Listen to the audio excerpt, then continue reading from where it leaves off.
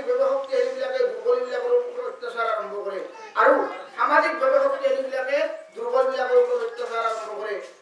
ধনী মানে মাতৃসকল ভগ্নীসকল সুৰক্ষিত নহয়, সেইখন ধৰ্মৰ সমাজ নহয়, সেইখন পশুৰ সমাজ। ধৰ্মৰ সমাজ কোনখন?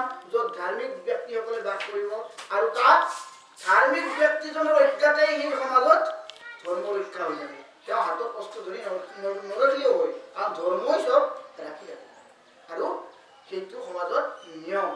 আৰু ঠিক তেনেকে এই পৰীক্ষিত যেতিয়া গংগাৰ পাৰত তেওঁ ঋষিৰ দ্বাৰা অভিযুক্ত হৈ পৃথিৱী এৰি যাব আছিল, সমগ্ৰ ব্ৰাহ্মণ কুল ঋষিকুলে ভয়শংকিত হৈছিল। আমাৰ দেখো ধৰ্মৰ প্ৰতিমূৰ্তি এতিয়া পৃথিৱী এৰি গুচি যাব, কি কথা হ'ব? এইটো সাংঘাতিক কথা হ'ল। গতিকে আমি এই মুহূৰ্তত তেখেতক সংগ দিয়া উচিত। আৰু সমগ্ৰ ঋষিকুল আহি যেতিয়া সন্মুখত থিয় হৈছিল, তেতিয়া পৰীক্ষিতে প্ৰশ্ন কৰিছিল যে মোৰ হাতত মাত্ৰ আজিকে ধৰি 7 দিন। এই 7 দিনত আপোনালোকতো প্ৰত্যেকজন জ্ঞানী ব্যক্তি, মই কিমান ভুল কৰিছো মই নিজে নাজানো, কিমান ধৰ্ম কৰিছো এইটো বেলেগ কথা, কিমান পাপ কৰিছো মই নিজে নাজানো। গতিকে আপোনালোকতো জ্ঞানী ব্যক্তি, আপোনালোকে মোক এটা দিহা দিয়ক, এই 7 দিনৰ ভিতৰত কি কৰিলে মই মুক্তি পাম? এইটো পৰীক্ষিতে প্ৰশ্ন কৰিছে। তেতিয়া বিভিন্নজনে বিভিন্ন কথা কৈছে। তাৰে ভিতৰত জ্ঞানীসকলে কৈছে যে আপুনি ভাগৱত শ্ৰৱণ কৰক। বোলে ভাগৱত কোনে ক'ব? তেতিয়া সেই সমাজত থকা আটাইতকৈ কম বয়সীয়া যিজন শুকমুনি আৰু তেওঁ দ্বাৰাই প্ৰত্যেকে মানি লৈছে। আৰু শাস্ত্ৰতো এইটো আছে যে বালপি নৱমন্তব্য, শিশু হ'লেও তাক অৱমাননা কৰিব নাপায় যদি তেওঁ জ্ঞানী হয়। গতিকে তেওঁ সেই সমাজত বৃদ্ধ ব্ৰাহ্মণসকলৰ বহুতৰ ঋষি দাঢ়ি চুলি পকি দিছিল, কিন্তু এওঁ সাধাৰণ এজন বালক, কিন্তু জ্ঞানত পৰিপুষ্ট, যিজনে জন্ম হৈয়েই জন্মৰ পিছতে খোজ কাঢ়িব পৰা হতেই পিতৃৰ পৰা সন্যাস লৈছিল। বেশ আৰু সুখৰ মাজত তাফাত কি? বেশতো মহামুনি, কিন্তু এওঁ জন্মৰ পিছত যেতিয়া পিতাকক এৰি গুচি গৈছিল, তেওঁ বালক, শিশু বালক, তেতিয়া বেশে কান্দি যাই আছে, বাপা তই ঘূৰিয়া, বাপা তই ঘূৰিয়া। বেশ কিন্তু মহামুনি, যিমানেই মহামুনি নহওক কাৰো পুত্ৰক এৰি দিবা নোখোজে, নৰে এৰি দিবা, মায়াত আমি আবদ্ধ চবেই। গতিকে বেশেও মায়াত আবদ্ধ। তেওঁ পুত্ৰক কৈছে বাপা তুমি ঘূৰি আহা, তুমি যদি মই কাক লৈ চলি থাকিম এই ঘৰত, তুমি মোৰ আশ্ৰয়, তুমি ঘূৰি আহা।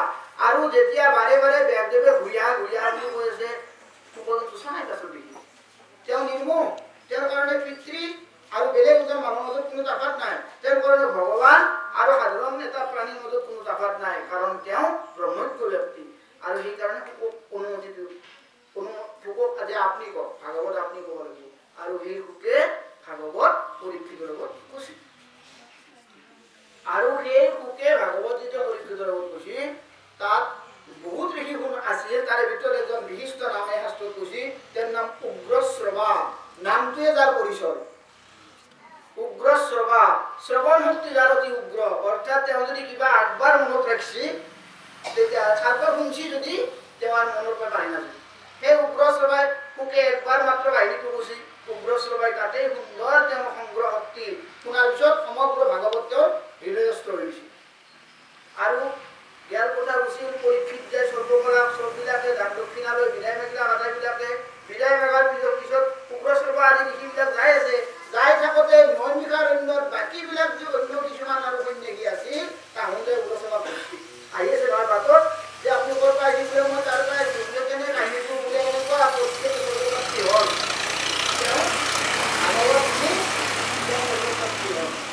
বোলে আপুনিতো উগ্ৰশ্ৰৱা, আপোনাৰ নাম আমি জানো ভালকে, গতিকে আপুনি কি শুনছিল সেই ভাগৱত আমাক কওক।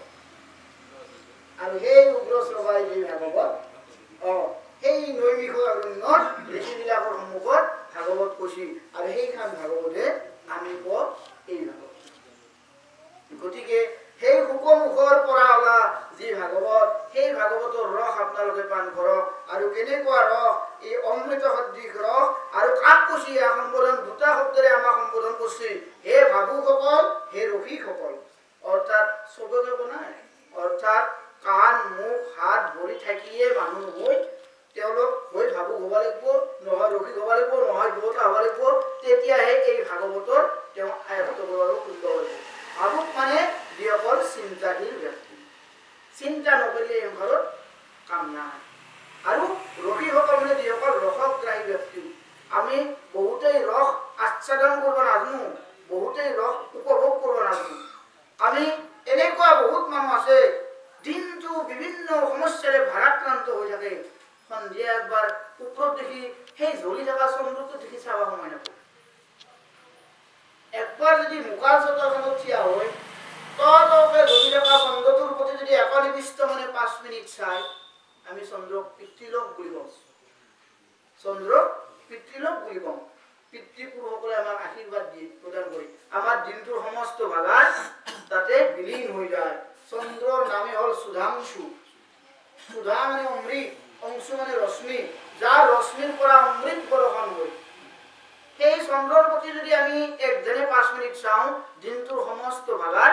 আমাৰ তাতে বিলীন হৈ যায় কিন্তু আমি ভাবুক নহয় আমি ৰসিক নহয় সেইকাৰণে আমি দিনটোৰ সমস্ত কষ্টৰ অন্তত চন্দ্ৰক চাওঁ আৰু সেই কষ্ট থকা যন্ত্ৰতা যিটো সাধাৰণতে আমাৰ মূৰ্খৰ বাগালটো গুচিয়া দিবলৈ তাৰমানে ককে কৈ থাকে বগাকে বগি থাকে তাক আমি খুব আগ্ৰহেৰে চাওঁ দিনটোৰ কষ্ট আৰু বৃদ্ধি হয় আৰু এনেকুৱা কেইটামান মানুহ এনেকে বহে দেই দি পেলাই আবল তাবল বকিয়ে আমাৰো চিন্তা শক্তিটো বিভ্ৰম কৰি দিয়ে তাৰ ফলত কি হয় আমাৰ শাৰীৰিক আৰু মানসিকভাৱে আমি দিনে দিনে অৱক্ষয় হৈ যাওঁ শাস্ত্ৰত কিন্তু শৰীৰটোহে অৱক্ষয়ৰ কথা কৈছে মনৰ অৱক্ষয়ৰ কথা কোৱা নাই শাস্ত্ৰত আমাৰ শৰীৰ লাহে লাহে দুৰ্বল হৈ যাই থাকে কিন্তু মন লাহে লাহে শক্তিশালী হৈ আহি থাকে আমি যদি ঠিক ব্যৱহাৰ জানো শৰীৰ গুচি যাব কিন্তু আমি মানসিকভাৱে শক্তিশালী হ'ব পাৰোঁ সেইটোৰ কাৰণে আমি সেই ধৰণে চলিব লাগিব গতিকে ইয়াত ঋষিয়ে আমাক এইবুলি সম্বোধন কৰিছে হে ভাবুকসকল হে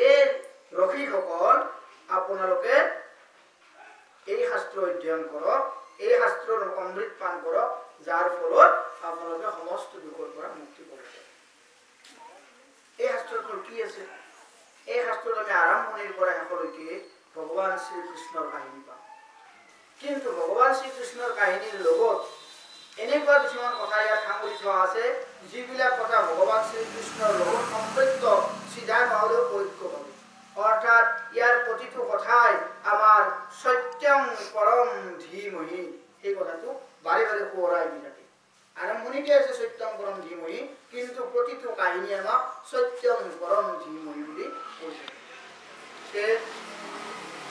সেই দাপৰ যুগৰ দাপৰ নহয় যেতিয়াও কলিয়ে বুজছি যিটো সময়ত পৰিপূজক কৈ আছে তেতিয়াও কলিয়ে বুজছি সেই কলিৰ একেবাৰে আদি সেই কলিৰ আদিতে 7 দিন ভাগৱত শুনি পৰিস্থিতি স্বৰ্গপ্ৰাপ্তি পাইছিল আৰু আমি ইয়াত মাত্ৰ অলপ সময়ৰ কাৰণে ভাগৱত ৰস পান কৰাৰ চেষ্টা কৰিম কিন্তু কথাটো হ'ল এই ভাগৱত মহাপুৰাণ ইয়াত 7 দিন ভাগৱত পঢ়াৰ ব্যৱস্থা সুন্দৰভাৱে আছে এই পুথিত কিন্তু আমাৰ হাততো সেই সময় নাই আমি মাত্ৰ অলপ কাহিনীৰ জৰিয়তে এটা কাহিনী অলপ পঢ়ো পঢ়িনো কি ইয়াৰ ভিতৰত তাৰে জৰিয়তে আমি অলপমান ৰস পান কৰাৰ চেষ্টা কৰিম আমি ইয়াত পঞ্চম স্কন্ধত এটা কাহিনী আমি পাইছোঁ মই আছে কিবা আধা পৰা নাম উদ্দেশ্য মাত্ৰ